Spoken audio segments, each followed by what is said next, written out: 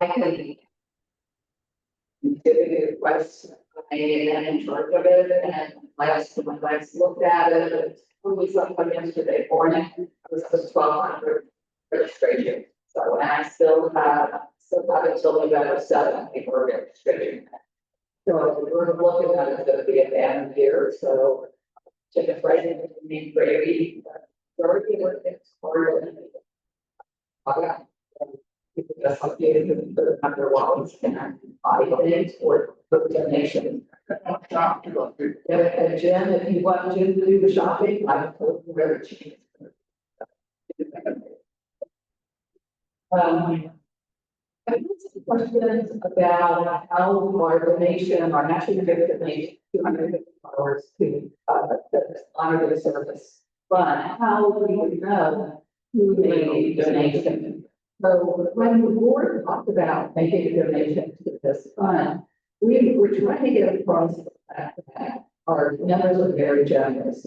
And we, as a board, felt that a lot of their service is an excellent opportunity to support something that we all believe in.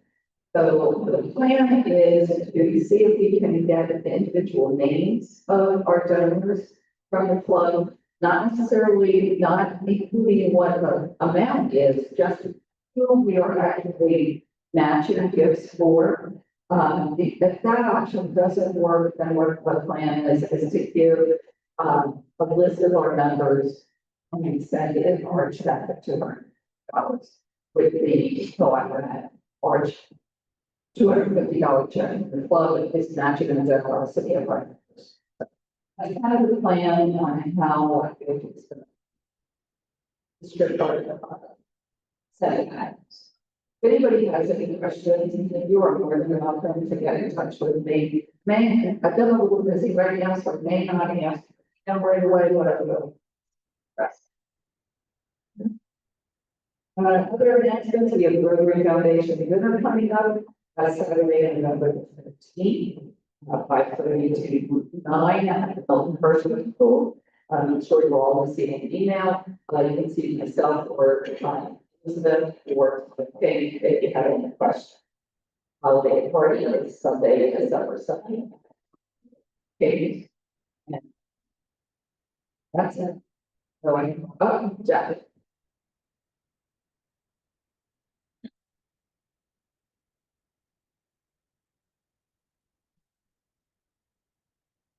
I'd like to announce the presenters are going to be for the month of November. Next Tuesday, our fellow European Blue Latin is going to do a presentation on the four chaplains. So a great story about some back place. And beyond that, Alexander Good, who was rabbi in New York, left a legacy in our community that Blue is also going to speak about. So if you haven't heard anything about the chaplains, it's going to be a really interesting presentation. The following Tuesday, back in September, we had a tragedy, 3 police officers being killed in the line of duty. And I found out a couple weeks ago that the Pioneer Elkhorn Bird Fuel provided all the services to the families free of charge. And I got to thinking about that profession. And throughout our lives, we all use funeral directors, and but we don't know a lot about them. So I'm going to have Catherine Wagner Elkhorn and her husband, Nathan, here on the 11th. Talk to us about that profession. On the 18th, Tiffany Ayers, who's a member of Carlisle Rotary, has a company called Keys to Bees, and she's going to talk to us about pollinators, beekeeping, and the importance of pollinators for the environment. And finally, the Tuesday, we're going to talk about it. Business meeting with Scott, we can talk about the possibility of another presenter. So maybe we'll talk about that. So that's the better.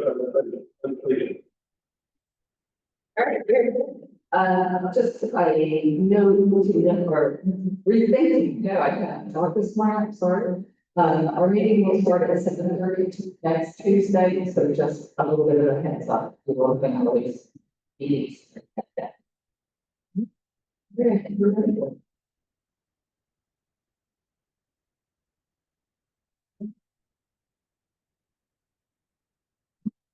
All right. I'd like to introduce our second speaker, Steve Rowe, Chief of Development Coordinator of the Heart of London Peace. Christine is passionate about building connections that benefit us as development coordinator at the Art of Working on this County. She knows support programs that build inclusion and opportunity for people with intellectual and developmental disabilities. With a background in fashion and management skills, she brings creativity and heart to everything she does, especially when it comes to bringing people together for a living. Please join me in welcoming Christine Wilson.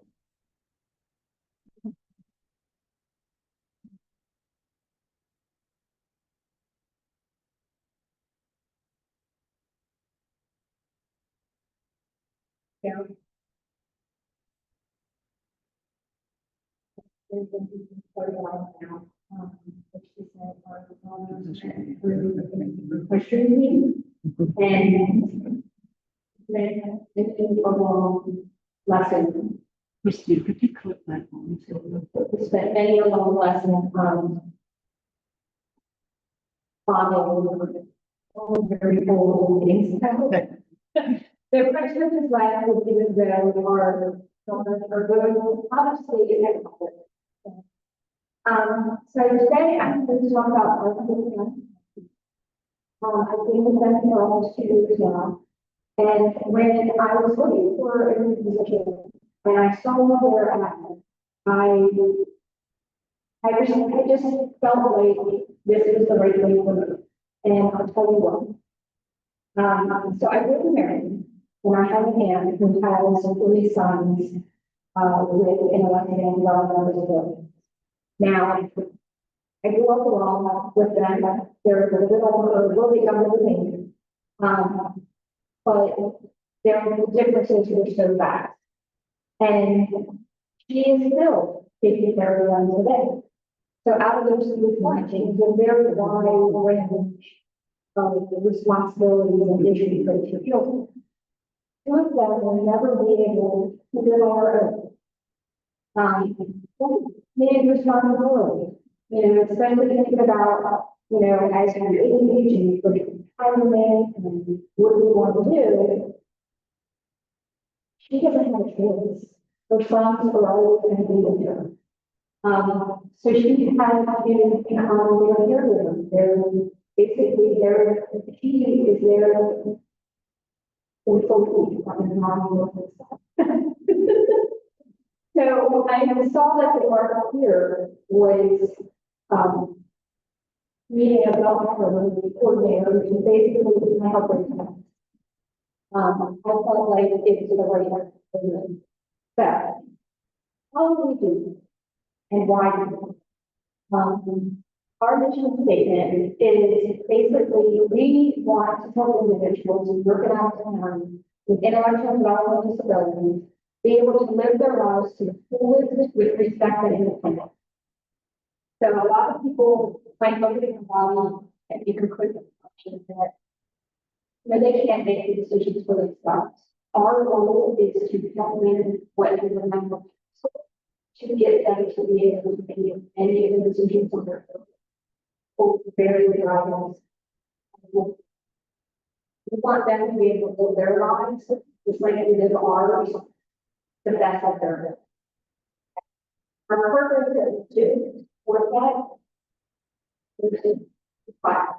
The base of everything is advocacy. This is where everybody has to start. How to find out what is out there that helps support that individual. Sometimes the parents, the individual themselves, we help navigate all of this. It's not an easy thing to be able to navigate these needs. Just as an example, if any of you know the child that there was called the education plan, that is one way to recommend the field. The parents, you really need to get sometimes stepping in and say, this is what is required for my role for this child, and you must do this. I know it's a sad thing to hear, but this is the main case where all of our money is. Because they need somebody to stand up. So some of the other things that we do with advocacy, as you can see in my first picture here, oh, and just by the way, all the pictures in here, those are within this past year of us helping. So I don't have to do stock photos, I really need everything we've done for our. Right here is one of our advocates in our employment, director, they actually go out in the schools and try to spread the awareness to let them know what they can get help. The one in the center, we actually put together sensory guides. This came through a grant that the bags are filled with different items. So when the police officer goes out on a call and encounters an individual with what they think might be an unlikely or disability, it can help them kind of mitigate the situation, make that person calm, feel safer, and be able to handle the situation with them. And the third one is our advocate in Allenstown. His name is Zach, and you see he's really good. And it's just a little cute story that we like to share. He was working with a family one day, and they were very disheartened, and he really helped them out, and they were so excited to hear them. You're our hero. And he's like, well, all superheroes don't wear capes. So they went home. They put together this cape for him and they brought it in, so he is there. Next, our employment service, we actually start this, in high school. So we call it the transition phase. We really want those individuals to get that help right away, to be able to get out there and start that basis of independence. Everyone, everybody who has kids, they all say, oh, I can't wait to move out. They want to be able to do everything. We want to be able to give them what they need to make their dreams a reality. Just because somebody has a disability doesn't mean that they can't live on their own. There are cases where they can't, but if somebody can, we want to be able to give them the resources so that they can do that. And employment is the basis of all. Okay. We do mock interviews. That's the first picture here. This is actually my school student and my employment specialist. The picture in the center, you probably can't read the little note, but this is a gentleman that has had this job. He did this in 2 years. He had an anniversary, and the employer was so impressed with him that they gave him a special thank you card to show how much they enjoyed having him in the labor. How actually having individuals with disabilities, the things I feel like vulnerable to me, because the value is so right than sometimes the average person was. They work hard, they're consistent, they really put all of their heart and soul into it when they find the right place for them, and they usually stay a very long time. This month was actually National Disability Employment Month, and if you look on our social media pages, you'll actually see a few different stories about some people. And there was one gentleman on there that was featured that had his job for 19 years. So we really do support them all the way through, from the beginning, all the way until they decide they want to retire.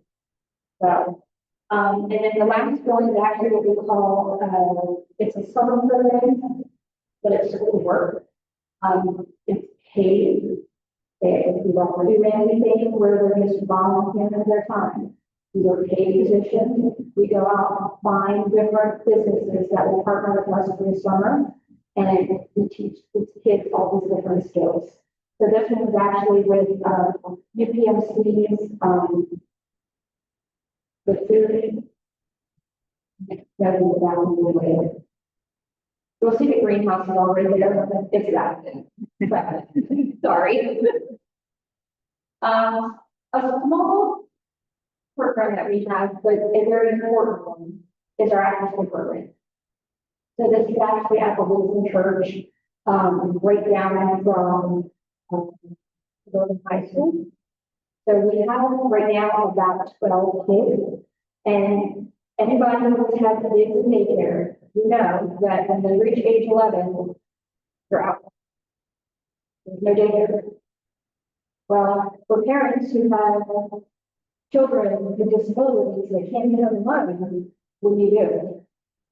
Can't stop working, because then how do you take care of the kids with needs, things like that, and we have people with disabilities. There's a lot of extra stuff that you need. So many times parents have to decide, will I go on my job? Pay for my child, or then you're going to be in this impoverished? Or but I want to find some programs. There's not many programs like this around. We take kids from all, schools, not just your suburban schools that we do. It's kind of, they come from everywhere. But during that time, it's not just, oh, let's go play.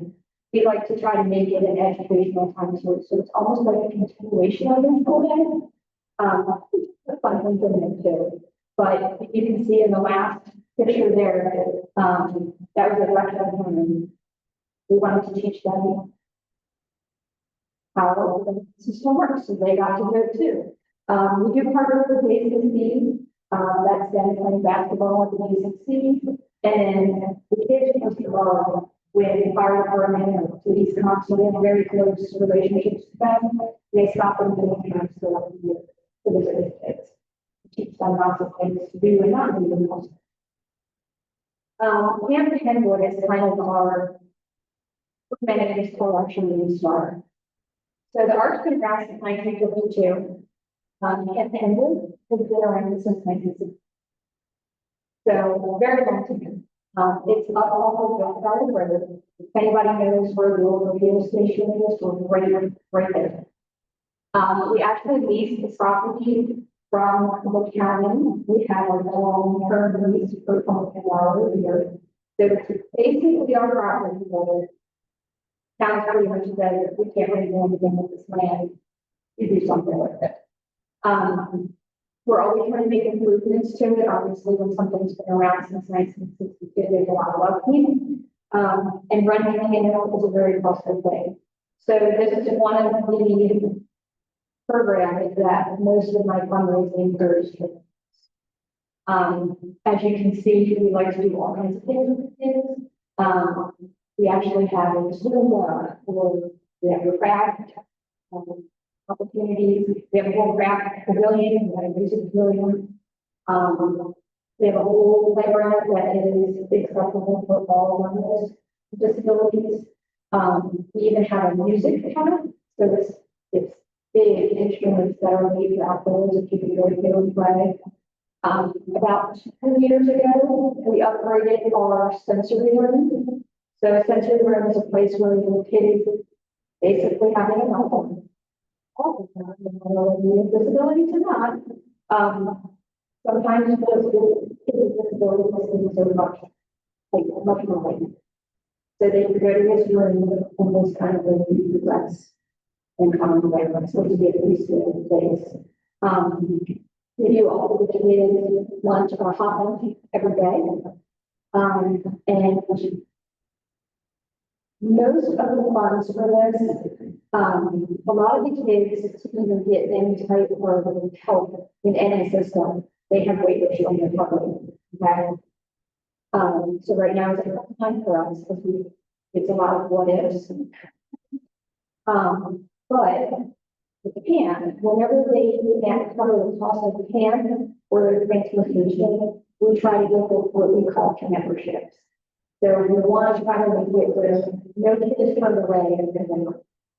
So we really work with every family to get them there. My boss likes to say that everybody thinks it easily is to have this person hurt. He says, can't handle this. So if anybody that would like to take a tour in the summer, please reach out. We will get a tour there. It's really a company to see.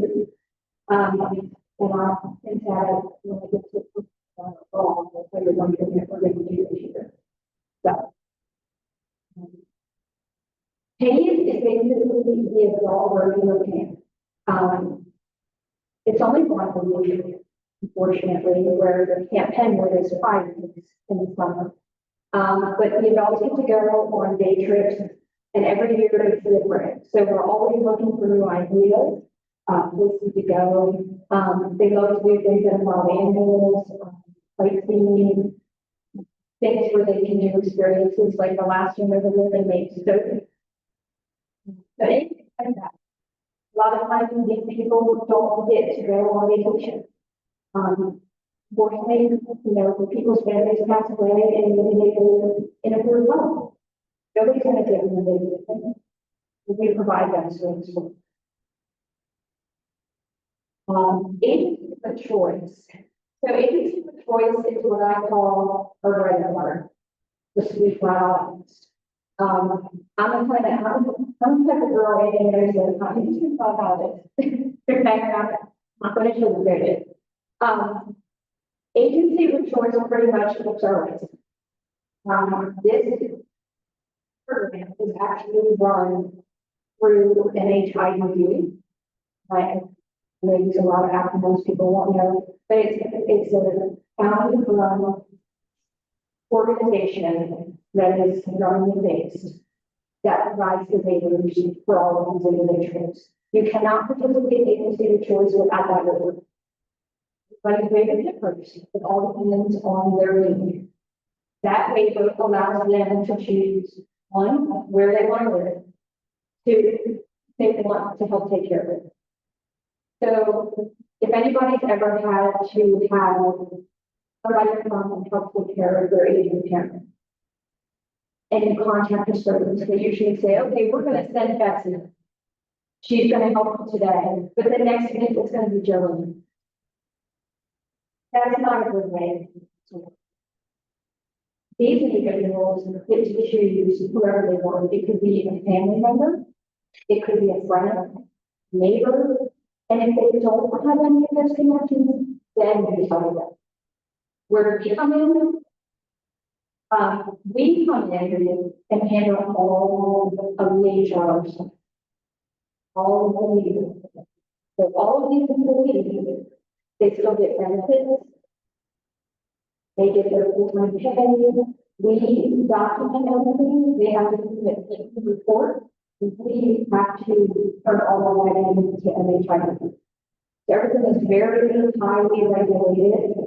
It's audited every year. So there's no hiding anything. The other thing about this is the individuals are constantly basically checked on. So if that person who is supposed to be taking care of them, unfortunately is not doing what they should be doing, or is not allowing them to make the decisions, or just restraining them, things like that. The people who work in this department are also mandated. Unfortunately, so right now we have several cases going on. Very important one. This is what my aunt does for my business. This is the way that they deal with it. And when I say this, like she is even though to have a lot of people, she has to get in the car, get it there, and she's there for me. So that's just kind of how this works. How do we support all of these programs? Besides funding from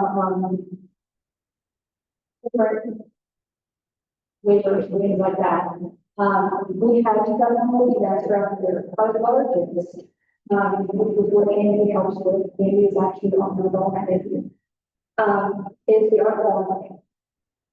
So we hold it every March because that's national visibility. So we like to have it at the country club. Right now we're pretty maxed out with that. But we have a silent auction, a live auction, people can do it online, but we really like to provide a very affordable money for our guests, while also raising as much money as we can.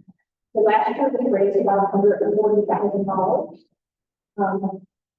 And as you can see, these are some of the pictures from last year, but we really love to kind of treat our guests because they are the ones that are putting more dollars and making it possible. Without them, they would not be able to do some of the things that we do. CAN is one of the biggest programs that we have from the we actually have what we call a power at the end, where we say, okay, this is what we're gonna use the money for a campus year. Once again, it's just a flat, there's no other that you're gonna get from your. This year, it was kind of a sweet thing, so the young lady in the corner down there, she is actually the first girl of one of our, very well-known clients, St. Aaron. And his dad was actually, he's just working out the president board. And Aaron is just, he's a life of her. He can volunteer, he likes to dance, he is, everybody knows Aaron. Everywhere he goes, people know him. He asked if he could bring his girlfriend. So we made sure that we got him a ticket to come, and it was so good because when they first came, she was so shy, and she didn't want to tell anybody, but as you can see, by the end of the night, she was enjoying herself. And she's coming back this year. So, even though there are relationships too. Everyone else is fine.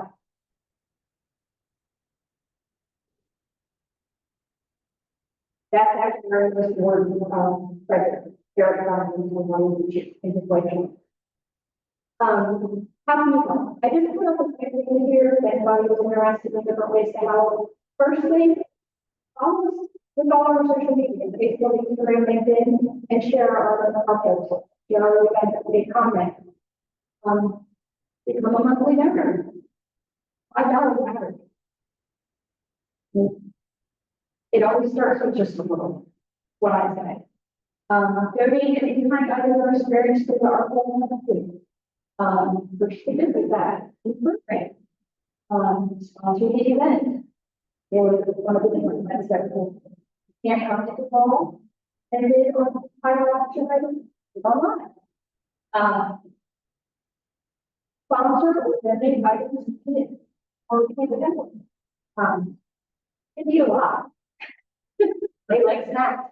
So there's always going to be this. You have an opportunity that one of our clients but like a shadow on your sometimes.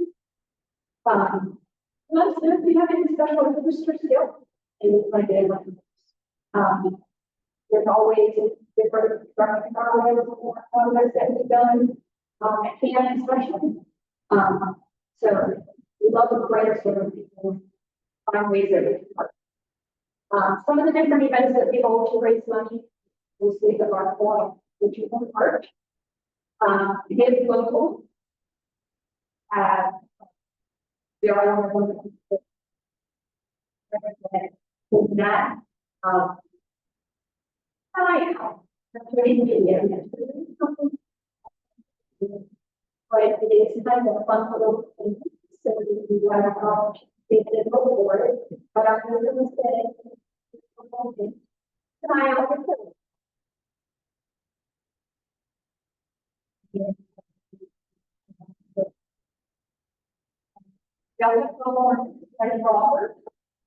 We do have different things to get it first, it's very nice course, and again, just like the ball, we really like to experience people.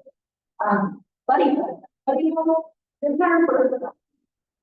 That's what we do first. And it's a great event to get people together to eat. You don't have to walk too. It's really just about coming together as a team and raising money for the full year and coming that day and celebrating. So, anybody want to?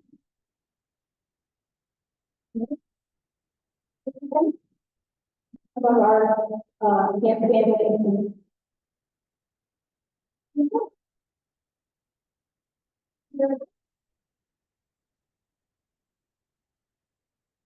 So does it have any questions for this putting on programs that the art provides?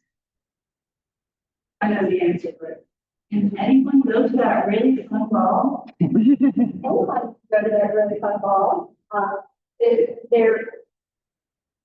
There are tickets. Right now we are close to being sold out. We're just kind of waiting to find out sponsors, who's committed, who's not committing, who's taking, who's not.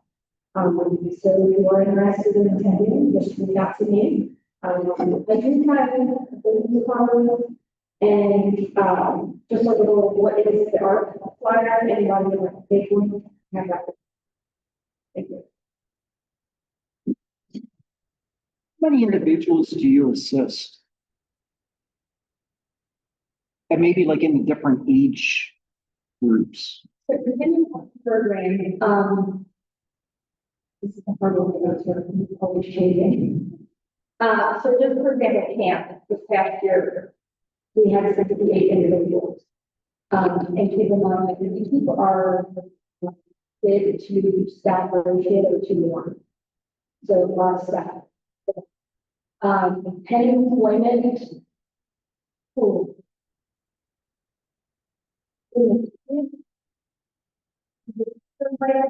Last year, I believe we probably out 50.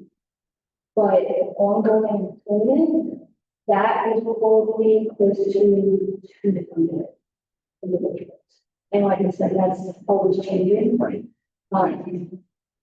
And then for the, agency of choice, that's the big one. We kind of look at those for your individual. And some of them have multiple areas, not just one.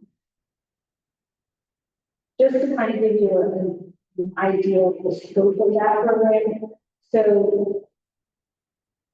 employees for the RPA in the office doing administrative things or helping with kind of that kind of stuff. There's only about 32 of us. We are employees, 407 employees. So that difference, those are all employees that are on the floor tonight, directly dealing with them every day. Very good. Oh, Jim, that's right. One of your, how you can help line items was to donate stuff for Camp Kenwood and where would we find what you need? Where, when you need it and where you need it. So right now, there's actually a list that's on our website. And it's for basic items, if you see things like paper towels, so for supplies, things like that. We are working on another list too, that's more kind of games and clothes, things like that, for kids. And honestly, it's whenever somebody will need it. Like, all you All right, we'll see you later. This is wonderful organization. It's great to see where it's going to do some events. Thank you, Christine. Thank you for your presentation for children's book, but then we should be that we donated to a children's library, either a children's aid society or finance. Yeah. Okay.